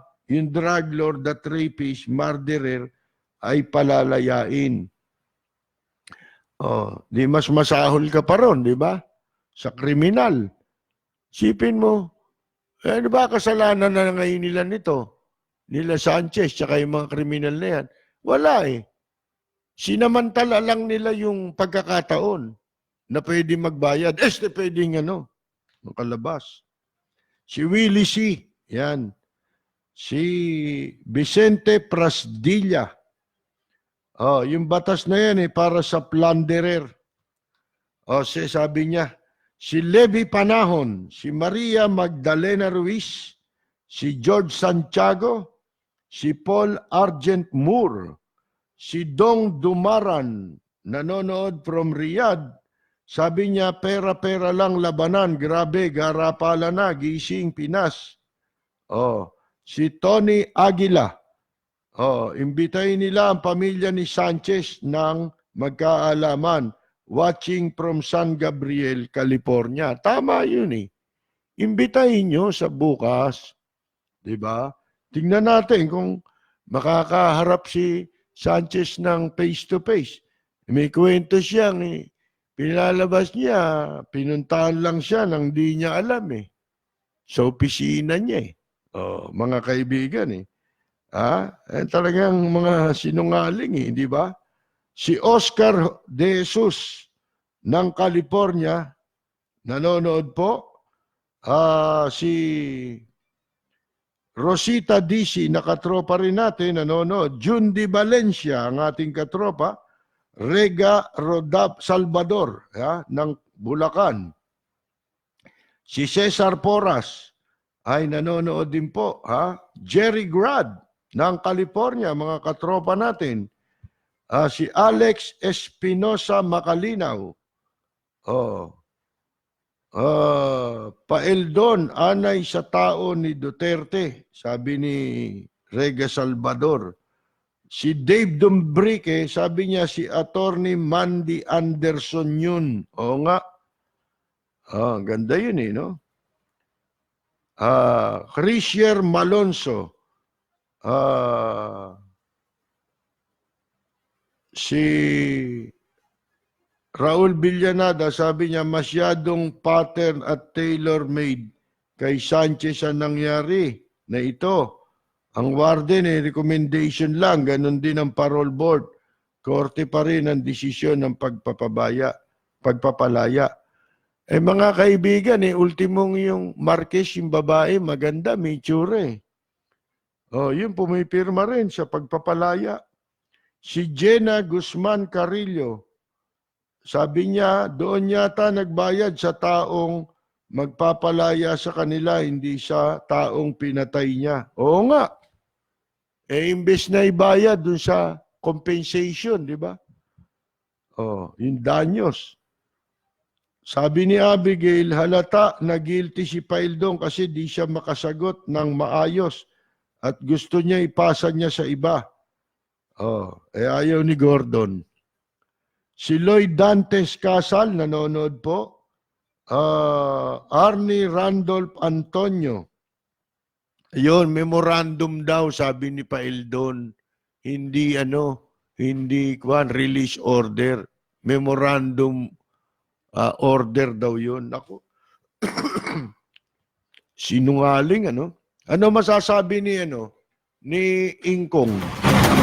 Gago! Tanga! Inutil! Tarantado!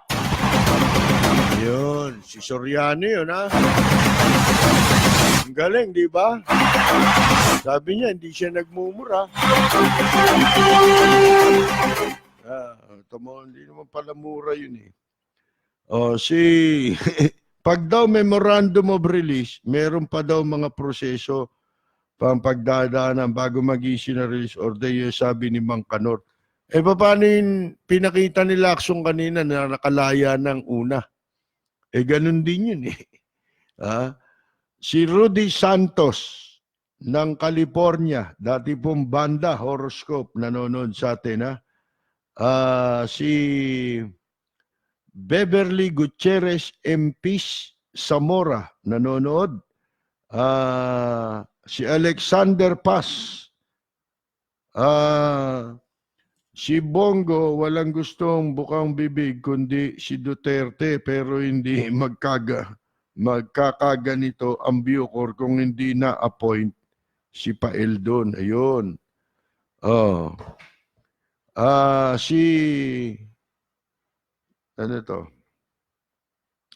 Yung idol natin nung high school tayo, my schoolmate natin, si June De Vega.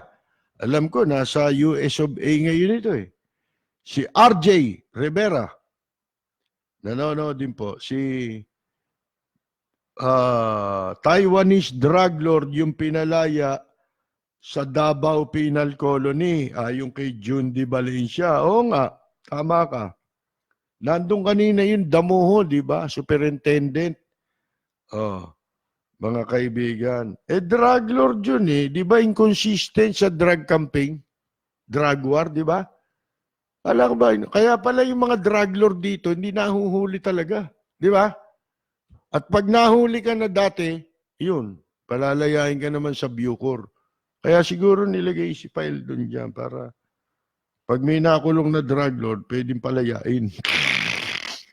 Si Christian, Christian, hindi ito Christian, Christian. Ang mga preso may hirap nga. Sabi niya, si Ibercol Fernando Basco ng Doha, Qatar, binabati natin. Si Rolando Bucanig Biodes, nanonood din. Untouchable yang si Kanor, si Mang Kanor, paborito pala yan. Hindi, ako alam ko kung bakit malakas siya. Pero hindi ko na sasabihin kasi kuwan pa Si Ernesto Mangasi, ba? Si Gigi Sanchez ng FBC Rebirth, Family Birth Control. Napapanood ko kamakailan lang si Gigi sa RJTV, tsaka yung FBC. Kasama si Nonoy Zuniga. Paano po ngayon yan? Lalabas ang animal na si Sanchez. Arestuin pa nila ulit yan o bawi muna? Hindi, pinatigil muna eh. Di ba? Yung mga inchik, hindi muna raw i-deport ng immigration, nakakulong sa bikutan. Paano yung 30 million? Si Philip Ray Pabul, ayan, nanonood po. Si Marlon Lansangan, sayang lang ang pera ng bayan sa Senate hearing kasi wala din mangyayari.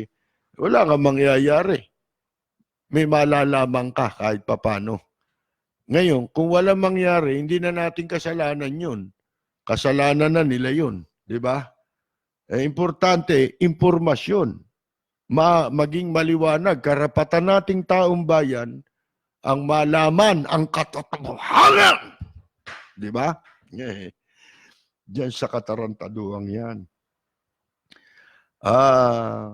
Si Mark Christian, si Annabel Toshiro ng Tokyo, Japan, isang singer doon sa Japan, sa Tokyo. Si Carol Torres Brihiño, katropa natin yan, ng Lapid Fire. Alvin Iradiel Paleracio. Si Christy de la Cruz Castañeda. Ito'y singer din ng bata ito eh. Ewan ko kung hanggang ngayon kumakanta pa ito si Christy. De la Cruz Castañeda. Si Doms Beroya. Si Baikong Kamensa Mua. Si Paterno Limcauco Jr. Si Danny Martinez Adriano. Sa kabilang banda naman, yung habang buhay ang gusto ni Mrs. Sarmienta sa realidad, buhay, hari sa oblo. Hindi, iba yung kahit na sabihin mo pang naghahari-hari ang karon. Diba? Naubos ang kayamanan mo kasi hindi libre ang luxury sa loob. Isipin mo nga, nawala ba luxury dyan? Ibig sabihin, yun palang kumikita na sila dyan eh. Kung sabihin malinis kayo, ang alam natin, kaya kayo nandyan, ang alam namin sa binoto namin, babaguhin yung mga mali, di ba? Itatama ang mali. Hindi ipagpapatuloy ang mali. Yun lang. Hindi mo pwedeng basta sisi na lang tayo ng sisi, hindi pwede yun. Wala tayong gagawin, sisi. Madali lang yung sisi. Kami na lang uupo, sisi lang pala, kikita na, susweldo na eh. Di ba? Nakapwesto ka pa. Pwede rin kami dyan. Yun lang ba trabaho niyan? Swerte rin yung mga taong yan talaga. Si Reytes Costa, ang ibig sabihin niyan, kung ang biktima ni Sanchez ay anak ko, asawa ni Paildon, okay lang kay Mang Kanor na palayain. Si Christier, nabanggit na natin to. Talagang gumasta raw na malaki, lumaban. Itong si Sanchez. Dahil hanggang ngayon, ang paniwala niya, wala siya. Hindi, yun na nga eh. Remorse ba yun? May remorse ba yun? Hindi na kailangan yung sinasabi nila, kailangan daw. Pagka isama sa requirements na pwedeng makapag-avail ng reward points na ito, na GCTA, kailangan may kasamang apology. Kailangan pa ba yun?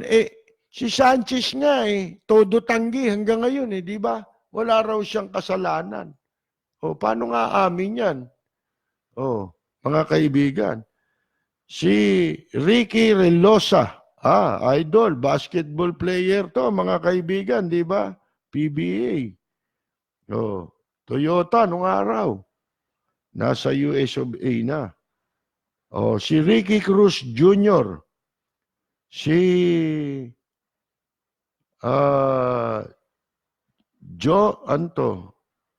Jonik Gatmaitan. Binabati natin.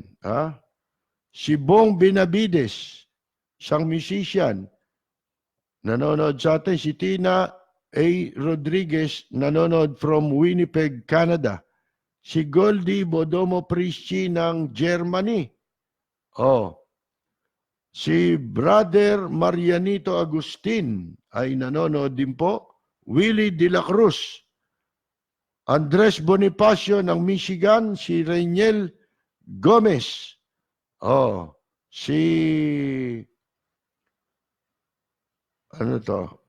Peya. Yan. Si Robin De La Cruz.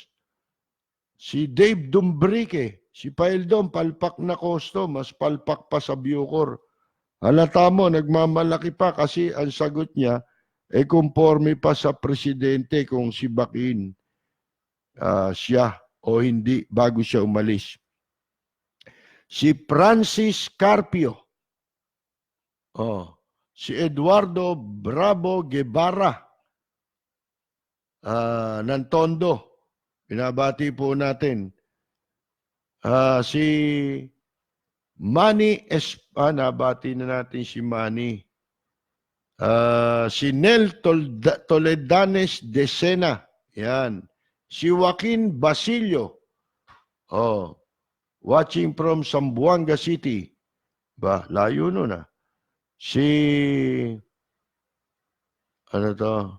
sabi rin ng asawa ko nga, sabi na ako nga sa asawa ko, dapa, merong kagad na ginawa si Digong right after the Senate hearing.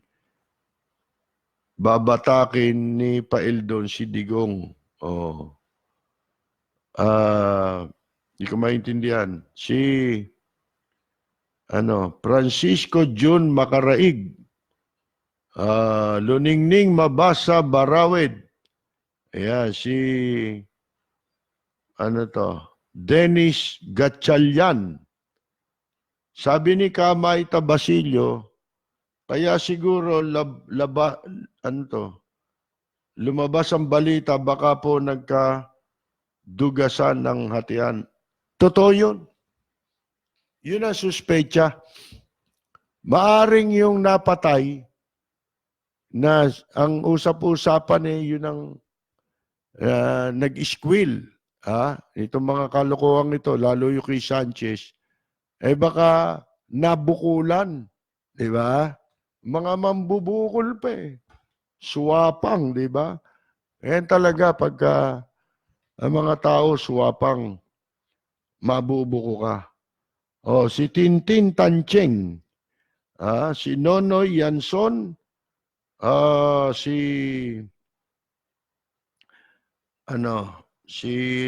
Belia Salidor Privado, Rehencia, binabati natin. Si Joe Lim, Napoleon Salido Antifona ng Jeddah, Saudi Arabia. June Santos, si Senyor Henry Katindig, isang napakahusay na musician, lagi dyan sa Conrad Hotel yan. Si Yage Maravilla, Edmond Maralit Quijano, si Joe De Lemos,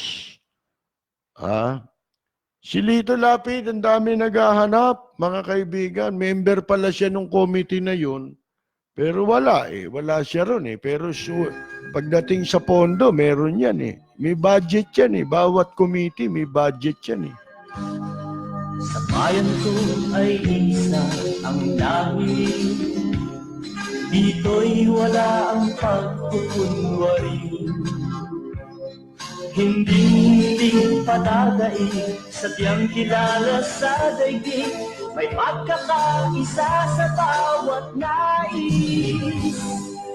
Bayan ko'y punong-puno ng yaman. Bakit ito'y kailangan pang iwanan? Hindi nga ba't anong sarap mabuhay ng buong ganap sa bayan mo, sumabit man yaong wakas dito sa bayan. Mga kaibigan, wala na naman po tayong oras. Diyan po tayo pansamantalang muling magpapaalam sa lahat po ng sumubaybay ng ating palatuntunan dito po sa makasaysayang himpilan ng DZRJ 810 ng Radyo Bandido. Salamat po sa mga nanood ng ating pong live streaming sa FB. Sa pangalan ni Ana, ang ating technical director, ito po si Percy Lapid. Maraming salamat at magandang yumaga! Mang Kanor Paeldon! Hindi nga ba't anong sarap mabuhay ng buong ganap sa bayan mo, sumapit man yaong wakas dito sa bayan ko, lahat kami pantay-pantay, walang nang-abit, ang pag-ibig ay tunay dito sa bayan ko, dito'y makikilala mo ang mga kaibigang nagmamahal sa'yo. Dito sa bayan ko, lahat kami pantay-pantay, walang nang-apit, ang pag-ibig ay tunay. Dito sa bayan ko, dito'y makikilala mo ang isang kaibigan, ang mga kaibigan, ang bawat kaibigan na totoong tao.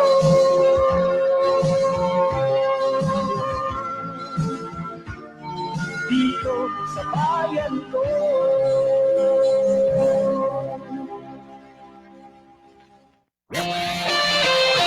The views and comments of the hosts and guests are not necessarily those of the